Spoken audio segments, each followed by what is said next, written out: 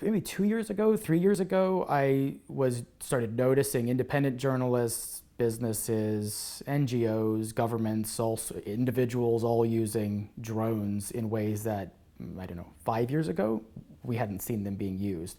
And I started to be curious about this. Why is this actually happening? I dragged some students into that question, into that puzzle, and I was faculty here at the School of Public Policy and had wonderful students in a human rights advocacy class, and we started poking around at what's it take to get a drone? How do they work? What can you do with them? And we quickly realized there's a lot of things you can do with them. One thing we chose to do was to document large pro-democracy and sort of anti-oligarchy protests here in Budapest. We had a lot of fun. We ended up writing some papers and developing some methodologies.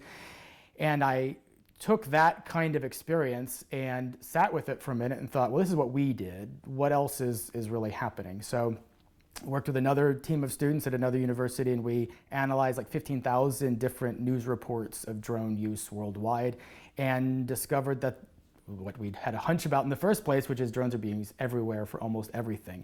And nobody's quite figured out what that means, how to regulate it, what exactly the best uses are. This is an incredible explosion of actors using this technology for all sorts of reasons, starting around 2012, when the devices went from big, cumbersome, expensive devices to small things that resembled toys and almost anybody could fly. And it's at that moment that you said a gleam in people's eye, including myself, who asked, what exactly can we do with this technology? Sometimes when technology is brand new and highly specialized and developed in a lab by specialists who have taken years and years to understand the technology, the slow-moving nature of that technology means it's super easy to regulate. You see the automobile coming, and as it gets faster and faster, laws start catching up.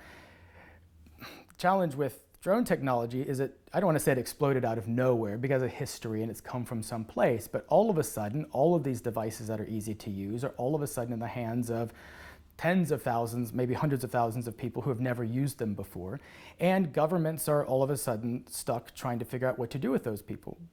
But if you pass laws that tell those people they can't fly, what do you do with corporations that want to use this to fly? If you tell corporations they can or can't fly, what does that mean for the government, who says it has a right to use these drones in battle spaces for surveillance, increasingly for police operations?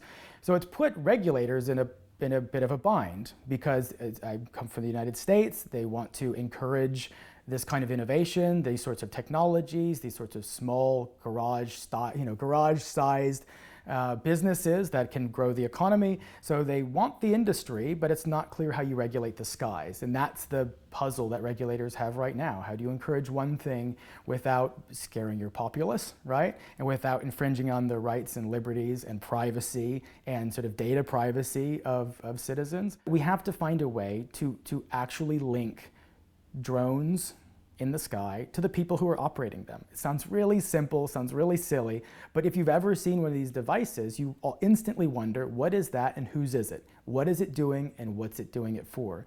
And creating this link of accountability that goes not just for a civil society actor to hold the powerful to account, but for society to be able to hold to account the operator of the device and ask, what are you doing? What is this being used for? And is this actually for the sort of the greater good, for the public good? And so in a lot of ways, open society is a two-way street, right? We hold the powerful to account, but then the watchdogs, and I'm advocating for a sort of watchdog use of the technology, we need to be held to account as well. These communities need to be held to account as well. And how exactly we balance that, society by society basis, and we're having those debates like right now.